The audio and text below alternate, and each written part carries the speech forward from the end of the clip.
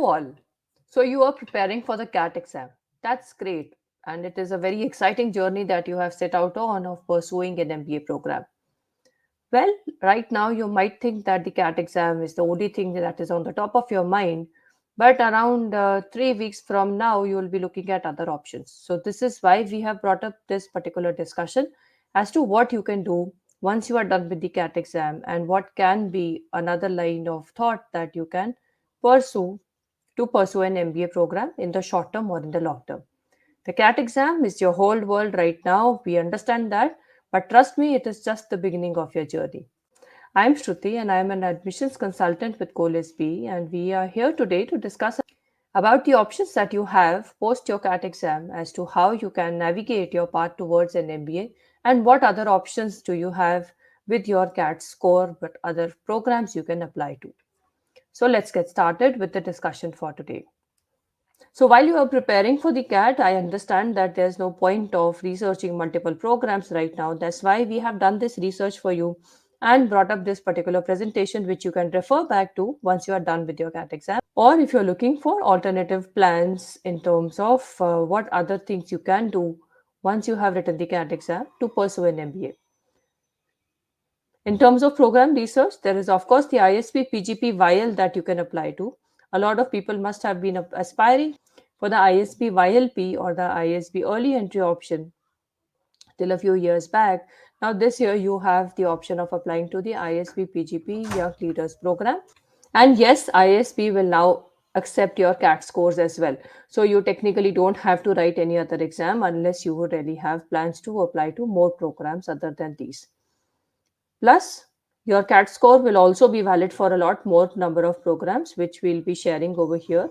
And alongside that, we'll also share with you a strategic plan as to how you can focus on the other exams, build on top of your preparation that you have already put in for the CAT exam, and then look at other options for pursuing your master's or your MBA degrees. So let's first go to the ISP PGP VIL program. This is an early career leadership program, a 2 year program which has been offered by ISP. So you must have 2 years of work experience to apply to the ISP PGP VIL program. And the first round deadline closes on 15th of December 2024. But if you are writing the CAT exam, you can still apply for the ISP PGP VIL for round one, though your results for CAT will not be available till then. However, the application process is still viable. The ISB PGP VIL program also accepts the GMAT scores and the GRE scores.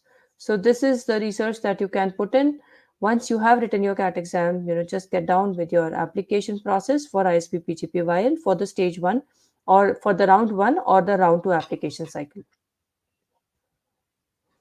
Now, going forward, where else is your CAT score acceptable? Is your CAT score acceptable for any international programs? Yes, it is. There are up to 5 programs that you can apply to by submitting your CAT scores itself. One is the ESCP Masters in Management, the ESSEC Masters in Management, the EDHEC Masters in Management, M. Leon Business School Masters in Management, and the Schema Business School Masters in Management programs. So once you have your CAT scores and if you have some plans of applying to an international masters, then you can also submit your CAT scores for application process for these masters in management programs. Next is what other exams can you apply for? So you know that you can write either the GMAT exam or the GRE exam. While you have just written the CAT exam, it is a very good idea to build on top of that preparation, to align your preparation for from the CAT exam and decide whether you want to write the GMAT or the GRE exam. So you can parallelly, process the GMAT or the GRE exam. The moment you are done with CAT, plan for one more month. You will be writing other exams like the ZAT, etc. But do plan your GMAT or GRE preparation alongside so that by January or January mid or January end, you'll also be done with the GMAT or the GRE exam. This will also open up a lot of international global avenues for you for applying to the master's or the MBA programs. Now, here's a plan of how you can build on top of your CAT preparation to transition towards a GMAT roadmap. So, the first thing that you do once you have written the CAT exam, and if you are thinking of whether to write the GMAT or the GRE, is just go and write a diagnostic test for the GMAT as well as the GRE. To decide what test is the best suited for you is the test where you can score the highest. So if you are someone who will perform better at GMAT, then the diagnostic test will help you decide that, and similarly for the GRE exam as well.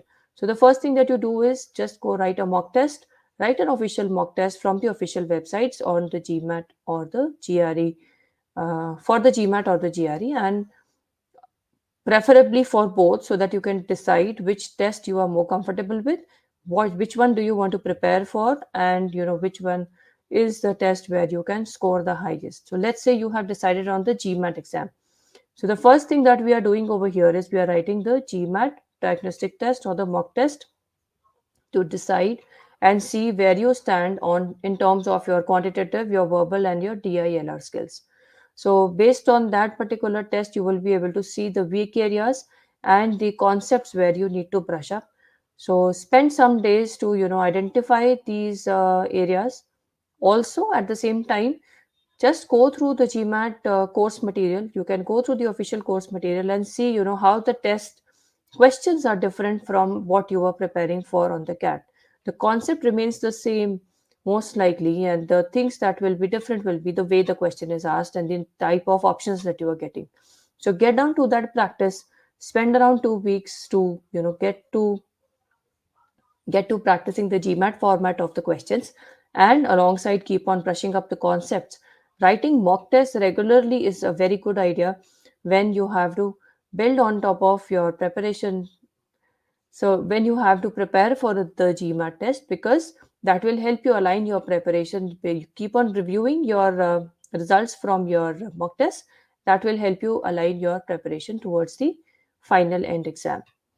Now, coming towards the end of your preparation, let's say you've been 2 weeks into this process. By the third week, you can start writing mock tests almost alternate day, and then also practice the advanced strategies.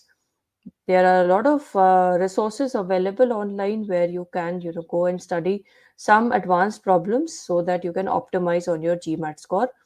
It is also very important to note as to how to attempt the adaptive test, the the adaptive GMAT test, and alongside that, also manage the stress or the test taking strategies that you would have as an individual. So, this is the way that you can spend another 1 month after your CAT exam to prepare for your GMAT or the GRE exam. Now, for the GRE test, you can go to the ETS website, write a mock test, find out your strengths and weaknesses with the test pattern that GRE has. Finally, the basics will remain the same. You've done the same arithmetic, algebra, as well as reading comprehension. The style of questions will change, the level of questions will change. Try and adapt to that by taking more and more practice tests as well as mock tests, which will help you prepare for the end day. So, 1 month down the line or 4 weeks down the line, you will be ready to write the GMAT or the GRE exam and get a substantial score, because whenever people are preparing for the CAT exam, they are actually preparing for a long, long time. You actually prepare for anywhere from 11 months to 2 years to write the CAT exam. So that preparation is more than enough. You just need to adapt yourself to the test style, and most likely you'll be able to score well on the GMAT or the GRE. Now, what else can you do with the GMAT or the GRE score? Why do you really need to get into writing that test at all? So, why so? Because of So, if you have a GMAT or a GRE score as a fresher, you can apply to the specialized master's programs. Now, these master's programs could be a master's in finance, a master's in business analytics, it could be a master's in supply chain management, or a master's in marketing. So, these are the five primary fields which you can choose from. There are a lot of interesting uh, and contemporary options available for pursuing specialized masters. Now, what you need to take care of over here is that the career journey after a master's program will be different from that what you will have after an MBA program. And especially when you're looking at a master's program abroad versus an MBA in India. So, an MBA in India versus the master's program abroad, things will be typically different in terms of your career goals, whether you are looking at a specialization at all or not, and whether you are looking at a global exposure or not. If you're comfortable, staying in India and you want to remain in India in the long term, then probably an international masters will not help you that much. But if you are looking at a long term global career, or even in the short term, if you want to spend some time in a global environment and then come back to India, then also a master's program will give you an edge to build a strong career base for a global positioning. So this is what you should also keep in mind while you are choosing the masters. Try and see, what subject really interests you a lot, which is the field where you want to build your career in the long term or specialize in the long term. Because finally, after the masters, even if you do an MBA, the specialization that you had in your masters will definitely you know uh, remain important. So if it is finance where you want to build your career, you have an option of pursuing a masters in finance and then specializing in that field, or maybe supply chain management or marketing for that matter. So choose your field very selectively, and introspect well, see what job roles are being offered, so that you are able to decide which master's program you want to apply to. Now, the program selection factors as to how you can select your master's program can be on the basis of your career goals, whether it is short term in India and long term also in India, or if you're pursuing a master's or an education abroad and you want to work abroad and get the international exposure for some time and then come back to India, or if you want to settle abroad or have a global career, then an international master's will definitely make sense. Again, geographic preferences. There are a lot of programs, especially the master's programs, which are being offered in Europe and in the US. Even Canada offers master's programs. So you need to see which geography really clicks with you and where is it that you want to study and work in the future. Similarly, the ROI. So the ROI of an international program will really be justified if you are looking at an international career for some time. If that is the case, then definitely the potential career benefits are so then definitely there are potential career benefits for you if you choose a master's program.